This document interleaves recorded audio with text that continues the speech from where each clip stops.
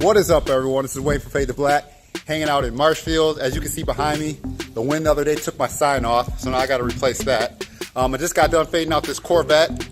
I'm in Marshfield. A lot of people are still asking, Wayne, do you tint over in the Fox Valley? Yes, I tint in the Fox Valley, and yes, I'm tinting over here in Marshfield. Just trying to do my thing on both sides. Still got to try to help out the people where I started tinting and started working at, and still trying to come over here to Marshfield and, you know, prove myself over here as well. But I just got done doing this Corvette. A lot of people know that Corvettes aren't the easiest back glasses to do.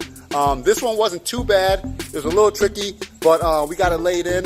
Now I'm just gonna do a little walk around video and show you guys what's up. Like I said before, I continue to tell you guys, I appreciate everyone looking to Fade to Black to get accessories or whatever they need for the vehicles. Their tint work, their wheel work, and man, I just appreciate it. It's been a crazy summer. You know, it's starting to get cold now, and man, I definitely am not one for the cold, but hey, it is what it is. We gotta deal with it. Right now, just check this Corvette out, and I'll see you guys in the future. Peace.